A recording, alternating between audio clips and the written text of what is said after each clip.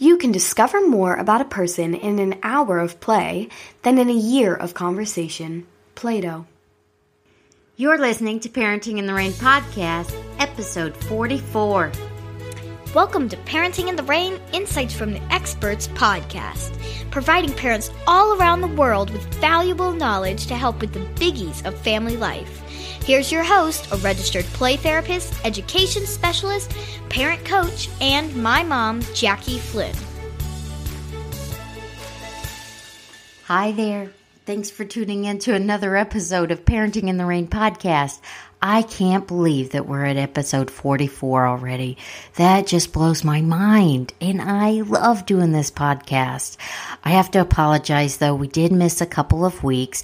I've got a lot of new clients in my private practice, which I'm so super excited about. And a lot of people have really kind of went through therapy, and they're at a state where they can be done with therapy, which is even more exciting to me because it really shows that they got better and they're moving on past whatever it was that they're dealing with.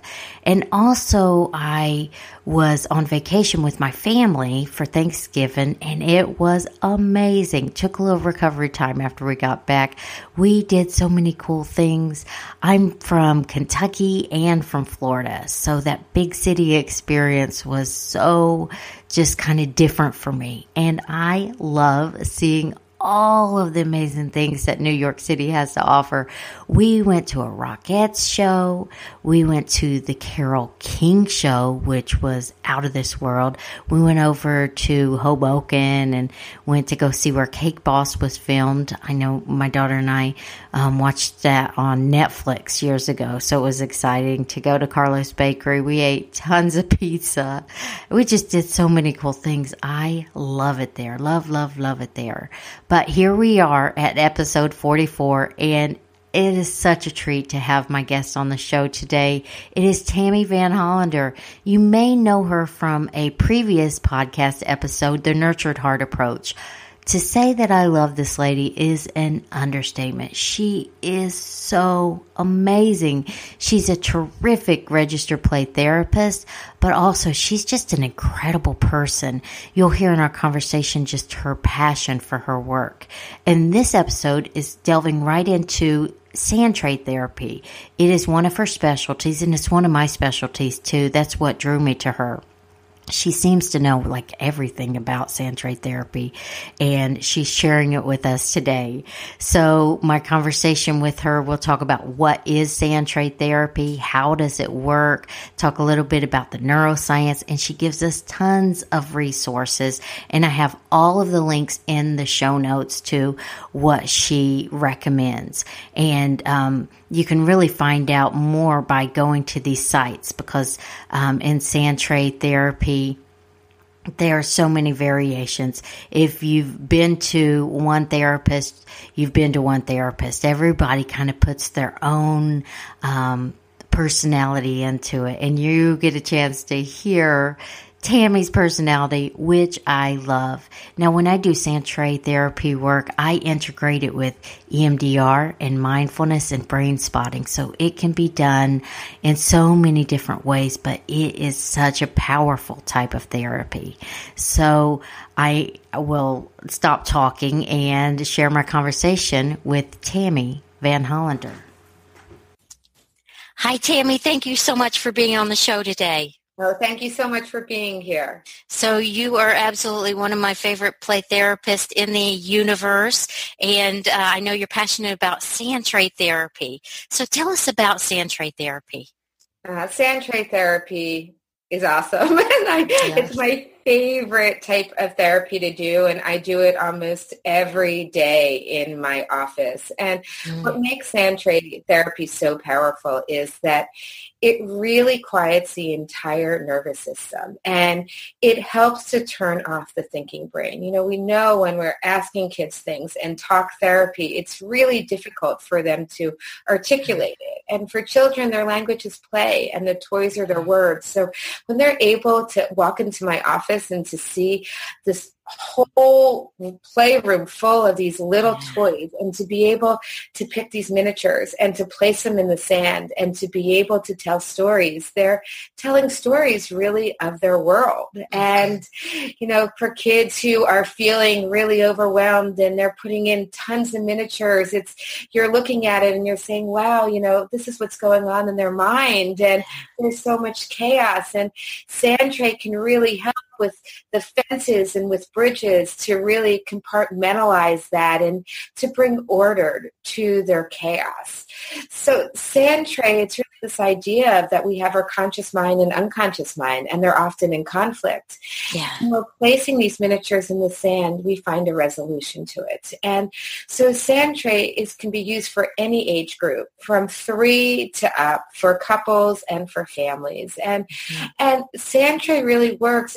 It's really brain-based stuff that it triggers the limbic system that really helps in terms of the emotion and memory. And when traumas occur, it often distorts that limbic system. And that when we're able to trigger it and to really be able to let that healing occur, it becomes so powerful. But we also have to be careful for kids who have been traumatized and adults.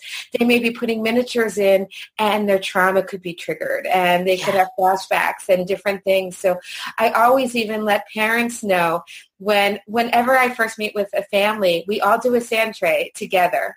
And everybody will pick about 4 or 5 miniatures, and I'll tell them to select anything they want, and they place them in the sand like it's a game of chess. And once they're all placed in there, they have to ask permission to touch each other. So right away, it's showing respect and boundaries.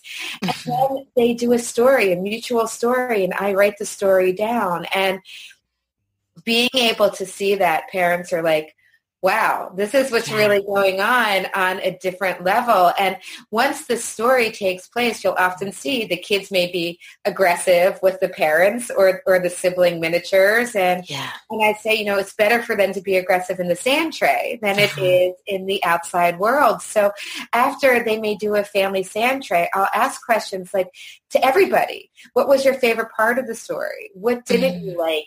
What were the resources? So I do for kids, what are things that are thumbs up?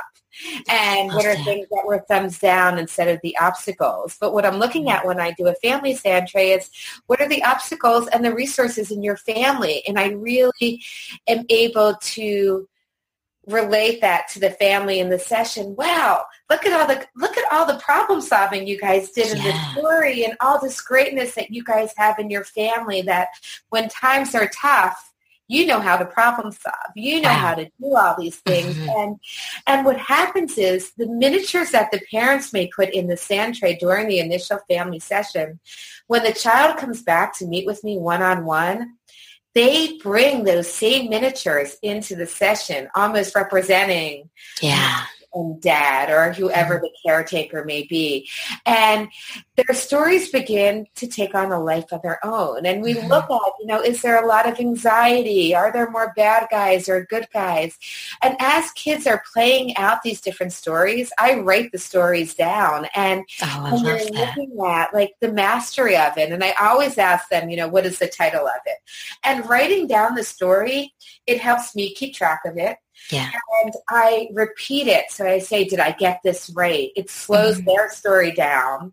And I want to make sure that I got their story right. And once it's on the paper, it shows it's real. And then I take a picture of it.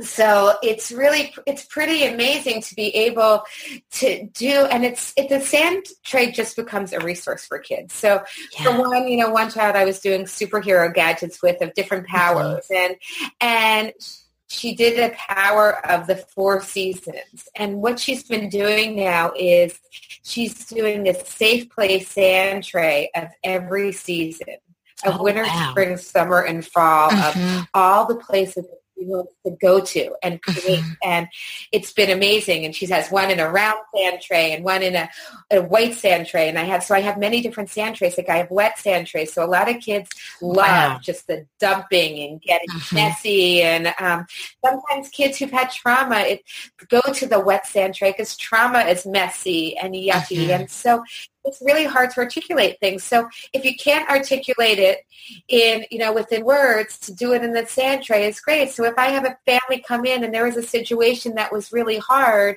and the child and parent are in here, I'll say, well, pick a miniature how you felt during this fight, at the dinner table. And the child may pick one. And then I'll say to, the parent, you pick a miniature of how you felt. And then they'll put it in and then have the miniatures dialogue and speak in the sand tray.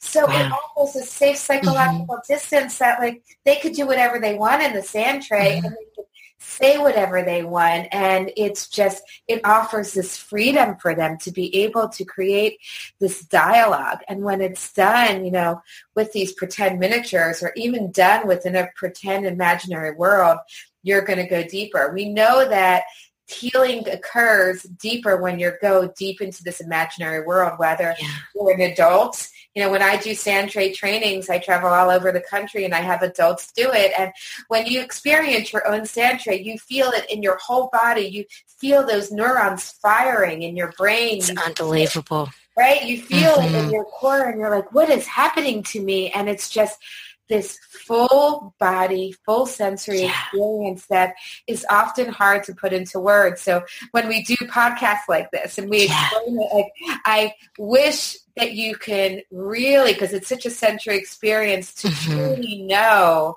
what it really feels like. And the brain science behind it really explains, this is why it works. Like other creative arts therapies, whether, we're looking at EMDR, Jackie, which I know you're trained in, or art therapy or, play therapy, that all these type of sensory experiences that we're able to really go deep in this really safe type of world in a really fun and engaging way. And the kids love it, and I do it with kinetic sand too. And it's so fun. You have kids who are really shut down and oppositional or ADHD and all over the place, and you think they're going to throw that sand all over the place. They don't. They're there and they are focused on that sand and they have the funnels and they have the rates and they are so attuned and so attentive, and parents will be blown away of how open children can be by just putting their hands in the sand and raking the sand. And I'll get check-ins with families where we're just sitting on the floor and the parent and the child are just playing in the sand. You see these Zen gardens all the time, and they're there for a reason that people have on their desks to be able to just relax and quiet that nervous system. What a beautiful way to engage and have fun. And it does bring out this happiness and the good stuff and being able to find that way to navigate and to problem solve and, just jumping. Yeah, it problem solving, that processing, but also just, you had mentioned that opposition. Sometimes people, not even just kids, they'll come in really reluctant to share or not even know what to share, what to say. They just know that they're going through this issue, and it can really kind of get them unstuck and loosen them up. I know when I did my own sand tray, what really kind of sold me on sand trays was there was stuff that came out my sand tray that I didn't even know was bothering me. But after the session, I just felt so incredibly relieved, just like, wow, it's just like a movement in me, and I just didn't feel as stressed because I had processed through something that was bothering me that I wouldn't even known to articulate. Yeah, I mean, I think that is so much of the beauty of the sand tray, that it goes so deep into the unconscious, and it's so hard to get. I mean, the unconscious mind is pretty remarkable.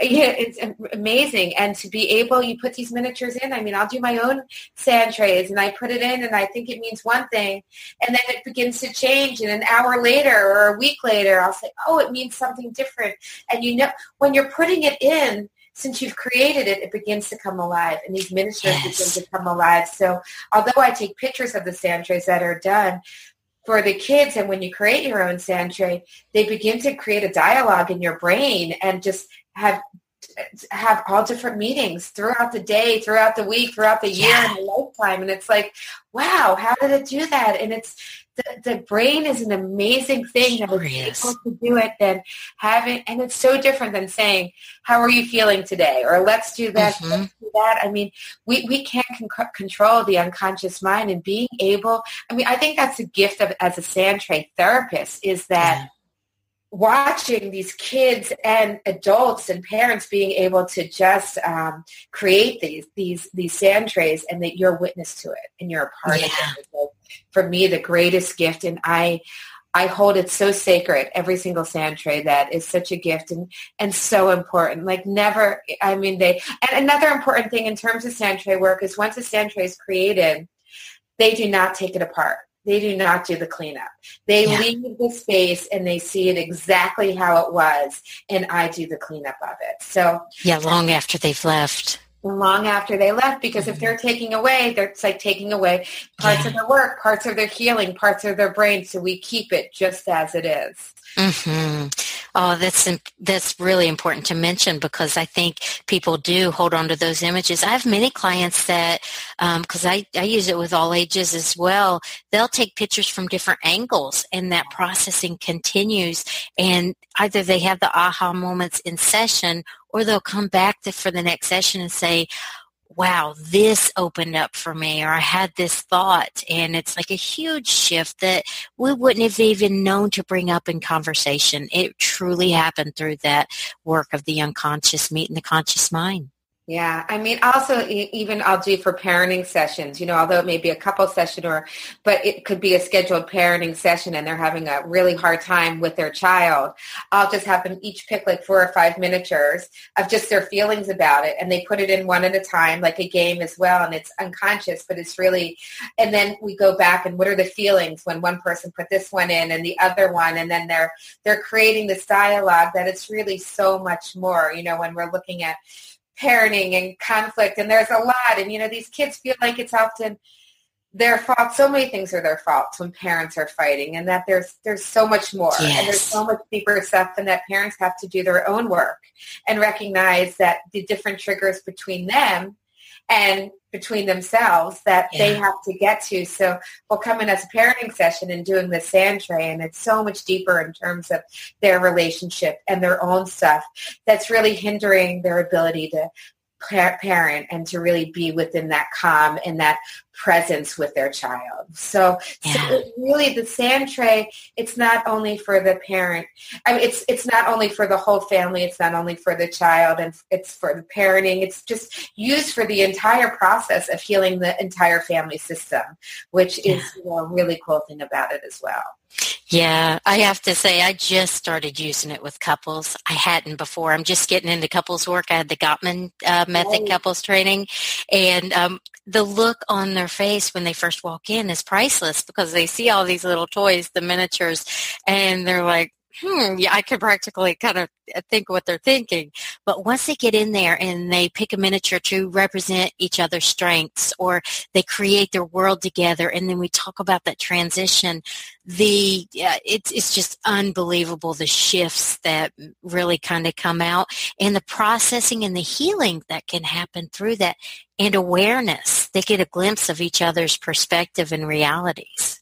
Absolutely, in a really safe way, and to be able, so like that's that safety, with relationships. Can I say this? Can I not say that? And being able to do it in the Sandtray that offers that protective space to really be able to be vulnerable, which is really hard. Yes, absolutely. And when you're vulnerable, that's when you can get that deep level of healing. Right. Well, we're almost out of time, but I know there's probably some therapists listening to this as well. So could you tell us a little bit about how people can find you through like social media, and also your training on Sandtray Therapy? Sure. So I have a Facebook community that's Tammy's Play Therapy and Sandtray Therapy page, and I offer many resources there. And if you visit my website, which is www.mainlineplaytherapy.com, you basically it links you to my Facebook page and my Instagram page and my YouTube channel. On my YouTube channel, I have a video of a teenager doing a Sandtray. I have lots of videos of my playroom.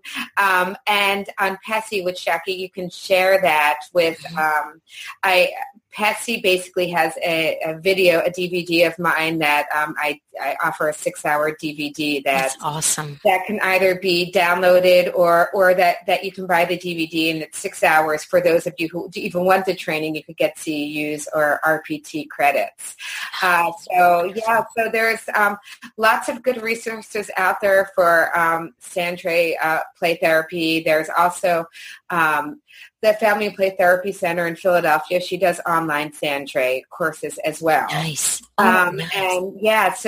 And if you check out the Association for Play Therapy, you could also find some great stuff. So there are a lot of resources. Also, Therapists Express. Hopefully, I'll be doing a Sandtray training for them, and they also offer some parenting webinars. So maybe we can link to that. I believe there's parenting webinars as well as ones for professionals really on play therapy. So lots of different great resources out there. Yeah, and I know the Southern Sandtray Institute by Amy Flaherty. She's got some good stuff. And you're a huge fan of child therapy toys and Self-Esteem Shop. Yes, absolutely. They are great. And so and if you the Self-Esteem Shop, they have a code for me. The code is Tammi, TAMMI, and you could get a 15% off discount free. That's nice. Yeah, child therapy toys is fantastic. Play therapy supplies is wonderful. Oh, okay. So for little toys, it's Toys of the Trade is great. So there's so many wonderful resources out there. But the Association for Play Therapy is really wonderful in terms of those of you who are interested in taking your child to Sandtray Therapy and trying to find out, how do I find a Sandtray therapist? If you go to www.a4pt.org, you can look in the directory and it will say, and you put in your zip code of play therapists in your area. So they may not all be trained in Sandtray Therapy, but many play therapists are. So it's a great way to be able to find a Sandtray therapist for your child, your family, yourself. So that's also a great way to get some research. I'll put all those links in the show notes. So I'm so glad that you mentioned that, because it's one thing to learn about this awesome approach, but then think, well, is that available to me? Yes, I get so many people on my Sandtray Play Therapy page. They'll say, we want to do it, and where can we find somebody? So I always get messages about that and really trying to provide resources,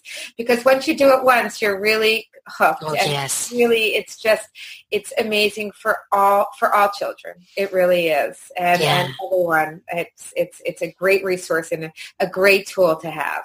I love it. I love it. I definitely was inspired by you in my early days as an intern and a graduate student. I watched a lot of your stuff and followed you on Facebook and looked at Pam Dyson's videos, and I can't even tell you how inspirational you were. So this is somewhat of a dream come true having you on my podcast. Jackie, that's so sweet. Thank you. Well, thank you so much for being on the show, Tammi. Oh, it was my pleasure. Bye-bye. Bye. Well, I hope you enjoyed that conversation as much as I did. I love her. I think she is just an absolute gift to the world.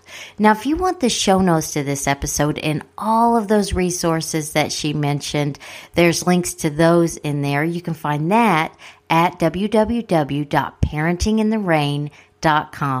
And I want to tell you about my new membership site that I'm launching. I am crazy excited about it. It's for child therapists, and it's at www.playtherapycommunity.com. And it really truly is a community. Now, at the time of this recording and when it gets released, it still hasn't been launched yet. I'm in the final preparation stages, just working crazy hard to get it up and just right when people come in. But I have a lot of stuff in there that just makes it easier for child therapists, different techniques. And then we talk about Sandtray Therapy, how to set up a Sandtray Therapy room, expressive arts, play therapy, parent consultations, you name it. And it's going to be in there, and it grows as the community grows. And it's super low cost so that it's really a resource for people that is affordable. All right, so if you haven't yet, please check us out on iTunes, subscribe, rate, and review. I read every single review that people put up there, and I love them. And I love the messages that you guys send me. I have to admit that sometimes they bring tears to my eyes. I can't even tell you how grateful I am to connect with you in this way. I feel so honored. And for those of you that send me emails and the Facebook messages, just thank you, thank you, thank you. All right. Well, thank you so much for listening to this episode. And until next time, take care.